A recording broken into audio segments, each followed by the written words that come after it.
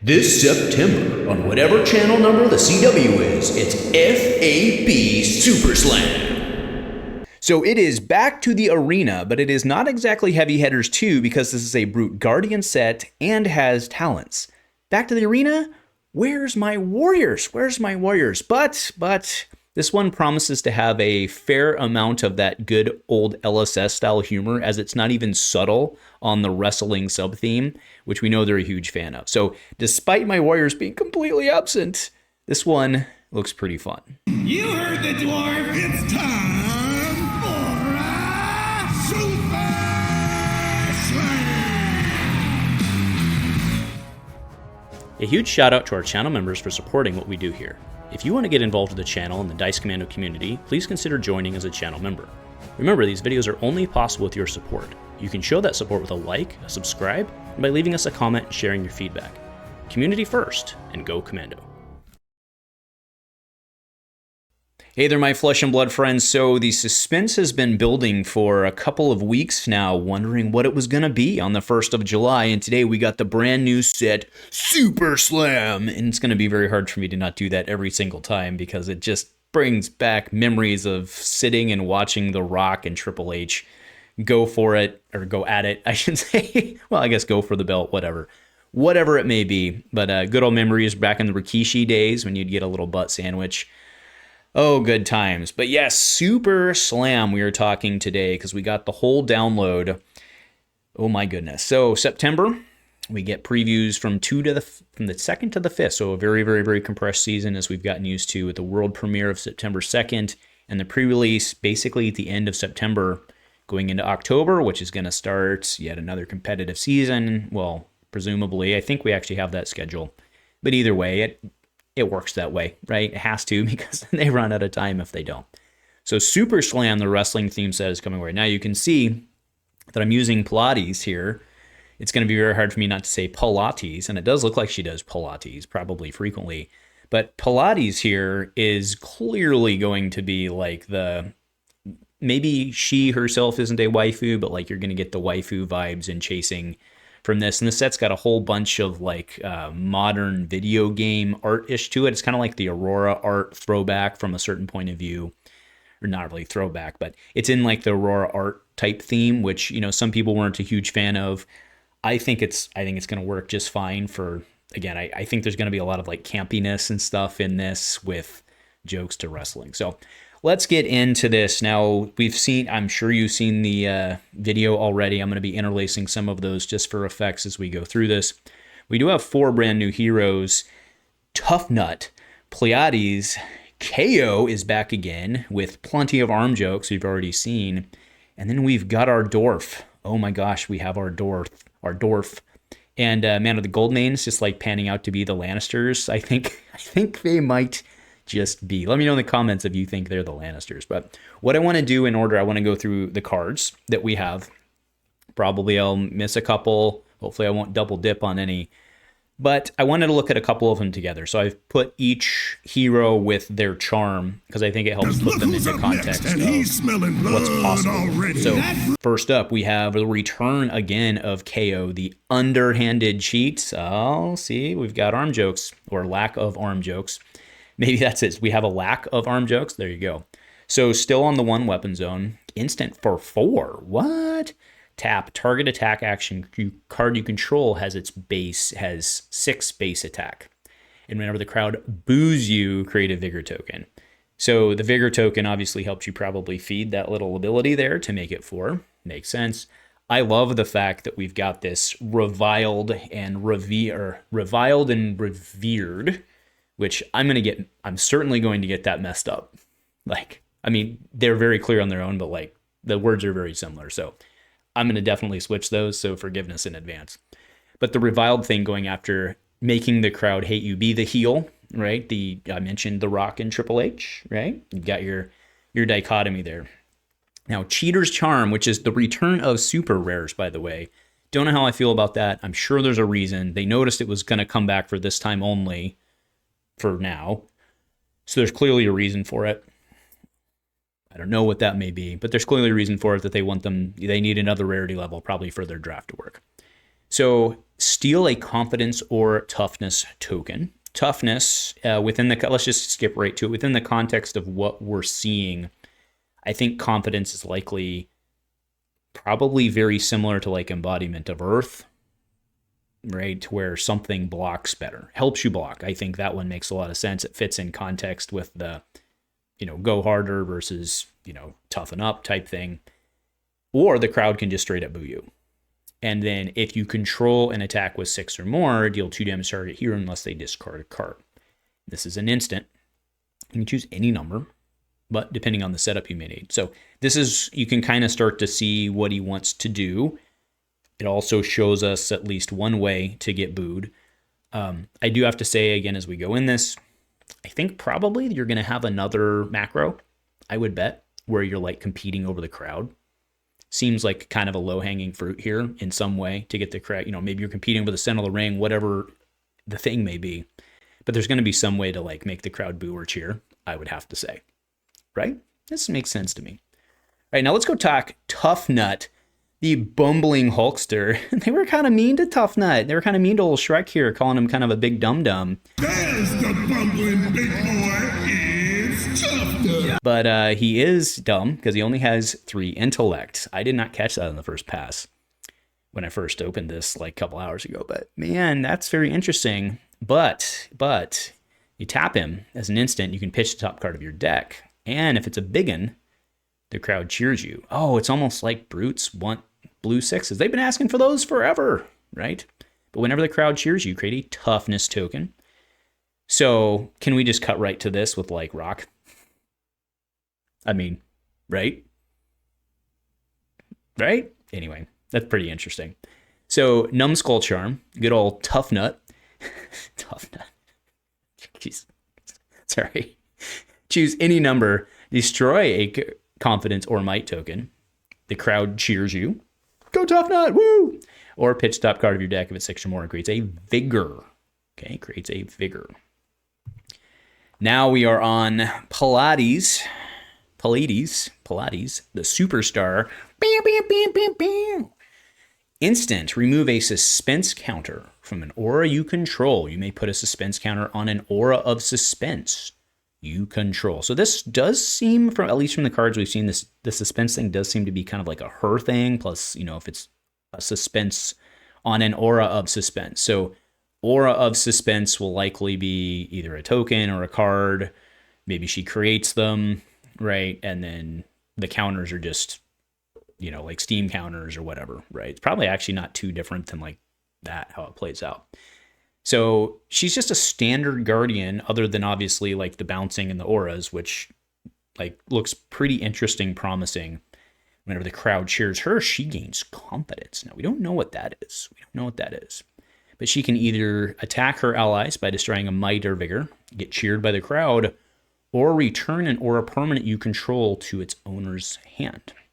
So again, if they come in and the counters count down and you get something, pop it back, refill it. It's very mech-y in a way, but she'd be a guardian. Be a revered guardian hero. Man, this whole reviled, revered thing I actually think is really cool. I think it's really cool. The interplay on that. This is probably going to be really cool and limited. Like I can very much see like the interplay kind of starts writing itself, right? All right, now let's save, should we say the best for last or the most evil for last, I suppose, depending on your point of view. To be clear, the one we just talked about, Pallades, I'm pretty darn sure she's going to be like the most popular one. She's also coming with the Armory deck, right? So makes a lot of sense. Now, Lath Goldman, the Vile Savant. 5 intellect. He's super smart. He's also super tiny. But doesn't mean he's any less strong. The base, attack, and defensive cards you control are halved because he gets 5 cards. And then instant for 2. You can tap him. The crowd boos you. So he can just boo himself. He can just taunt the crowd. I love it. Right? And then defending action cards you control get +1 this turn. Okay? Now he has Liar's Charm, so he goes after toughness or vigor, right? So you can see a cycle of sorts building here. So you have a cycle. You also have direct conflict with the 2 talents. The crowd can boo you. And then target hero loses and can't gain abilities this action phase unless they discard a card. Well, that's interesting. Target hero. You could actually like do it to yourself. Just saying. But we're going to talk about this guy a lot because we've always been wondering when we'd get a dwarf in line with the whole nimblism thing, right? It makes a lot of sense that, I mean, I don't want to like go into crazy town in terms of theory building here, right? But if you play small cards, you don't really care about the health or the attack benefit. You care about the defense, but you don't care about the attack hit as much on small cards. And then you still play your pumps that work and you retrieve. So I think, I mean, some of this starts writing itself with him.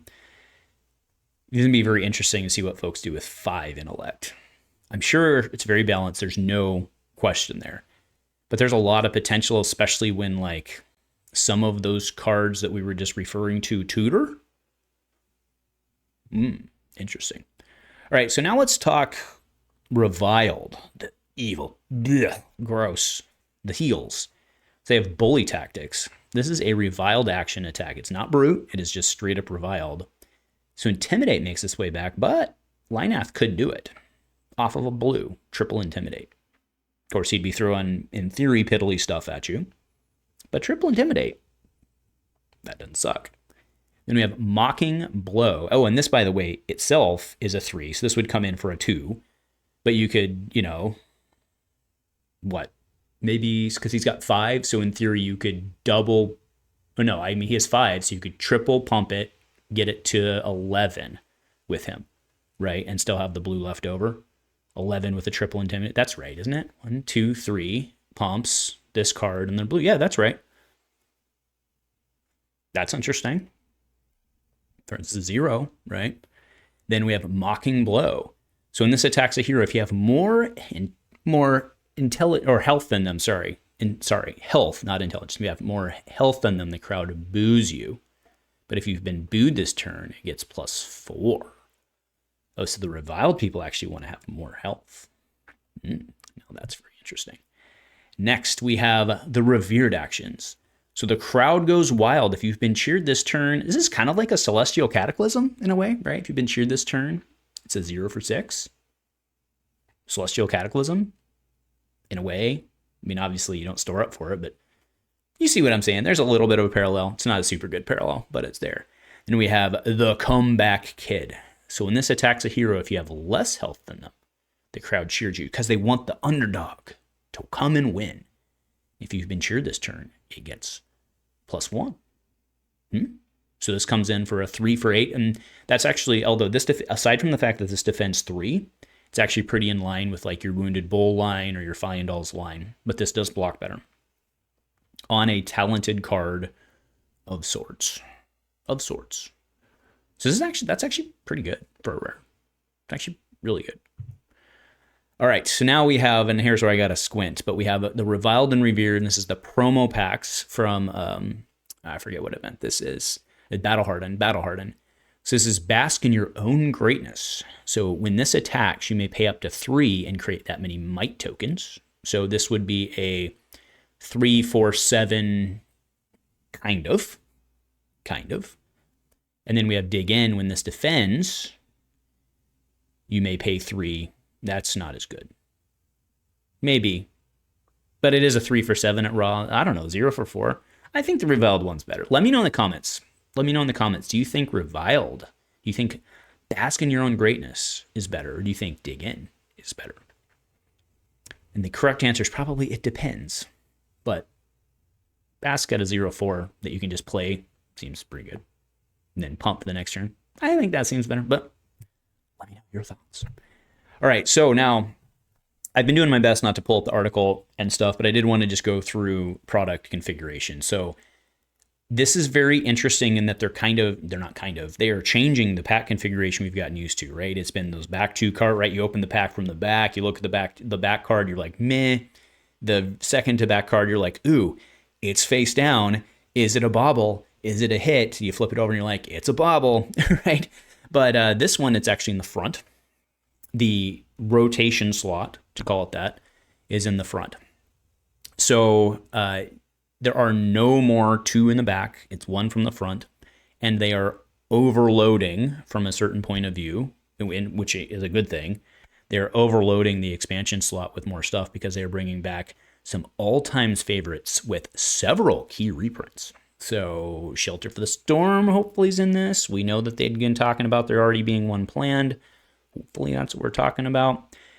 And the expansion slot cards are removed from the pack, just like cold foils and legendary rarity cards.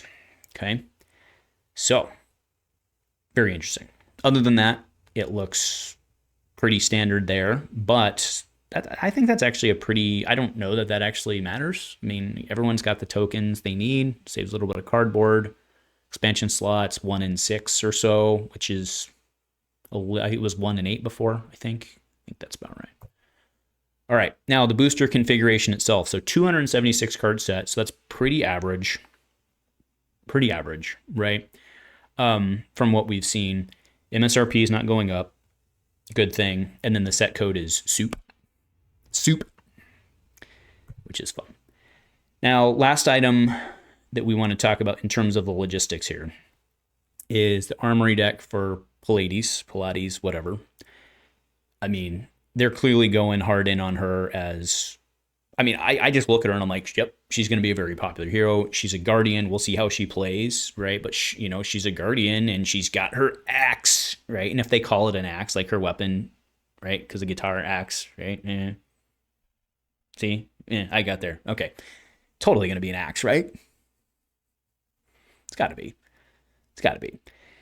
Man, there's an argument for having made her a bard here, but I think it makes a lot more sense with the Guardian card pool and Guardian, right? So think about this, right? We're coming off the back of Guardian Mastery, got an armory deck with an attractive girl on it, or attractive female, I should say, depending on if she's young or old, I suppose, in your point of view, and because it go to Blitz, right? This thing's going to sell like crazy. She's going to be super popular. People are going to chase her. It's done, by the way, the art is Levia Prima, right? Which is like an old Prism throwback. So like, you've got the vibes, right? You've got the vibe, you've got the newish art. Anyway, you get it. So that's pretty much it in terms of the logistics. Now, let's give pour one out from my words. I got so excited in the beginning because who was sitting on top of a brute? This is very clearly a warrior. And then about 3 seconds into the video, she just gets clobbered and you see a little blood fly up and they're like, oh, well, that's not good. And then I was like, oh, cool. When's the warrior coming? I thought maybe she'd be a warrior. Negative. 2 class, 2 talent, 4-way, grind it out. Pretty cool. All right. So now let's take it kind of one step farther and kind of start thinking about some of the implications of this, right? The talents thing could very easily port over to a lot of other things in the future. So like, I wouldn't necessarily think we wouldn't be able to see something like that, right? I mean, it's not even like reviled and revered is not even like a wrestling. I think it works great in this context, but it could definitely port over to other things in the future. The implications of this, or it is a brute set. And the implications of this being a brute set are interesting for folks who've been waiting and hoping and wishing that we'd go to Savage Land soon. It is interesting that the brute favored sets have been on the arena. That's true, right? It is true. That is true. So it's only been arena. Now, we do know that the Light Shadow set's coming at some point in the near future. There's a lot of rumors it would be this one, but that's clearly not the case. So maybe next year. Oh, well, hopefully next year, right? There should be Shadow Brute in that, at least in theory. So we've got a little bit of Brute love on the horizon. But, the Brute folks out there who were hoping for something different didn't get it. But I think, like, the fact that there's a lot of rock talk already is going to get... I think that'll satisfy some creative juices for a while here. Because the big dumb brute with 3 intelligence is going to be swinging rock. Like, I'm pretty sure that's going to be a thing. Now, I don't think we have enough of a knowledge on Pilates here. But Lannister is I'm calling him Lannister already, or Tyron, whatever the heck his name is. He's very interesting. Very interesting. Because, again, if he's using... let's think about this, right? We were all kind of, and it's been a joke for a long time on this channel that Minnow the Dwarf, right, from Minnowism and Belittle was going to come to the game, right? I mean, we've been talking about that since Monarch days, right? Where's Minnow the Dwarf? We now got our dwarf, and he's like almost, I mean, aside from like the talent stuff, just ignore that. Like what he's doing is kind of perfect, right? Like the design on this is pretty freaking sweet. He's encouraged to play small stuff because you lose less value that way, right? It writes itself. This is really interesting to see what he's going to be able to do. Looking at your cards that pretty much generally swing 3 so that you only lose the 1 value, right? Actually, hold on. Let's just confirm he rounds up because, yeah, round it up. I mean, that was the assumption, but I could have screwed that up and then I would have been talking idiot stuff. So he's going to be very fascinating. I think a lot of people are going to be very interested in him. Yeah. Let me know what you're thinking. I think there's a lot of places to go with that one. He looks pretty cool. And then Kayo, I think I'm in the same spot with Kayo where I'm not seeing it quite yet. But I think that there's no doubt that they like Kayo and he's cool. So I think there's definitely something there. I'm just not quite seeing it yet. But hey, let me know if you see the path with maybe some other cards have been revealed. Maybe I missed some stuff out of the article. Either way, that's very interesting. But yeah, Lannister, man. Tyron. Damn it. I keep doing that. All right. Either way, let me know if you're super excited about this set. Really no reason not to be in terms of theme and stuff like that. I could see some folks who've been around the game not being super fans of the art just because of the differences, but I don't think it's a bad thing to, switch in and out and try and appeal to different people from time to time. So I think that's okay. And we're going to get a big, gorgeous or not gorgeous, ugly set once Dusk Till Dawn 3 comes out. It's going to be that gorgeous light shadow battle stuff. So in the meantime, let's enjoy FAB Super Slam.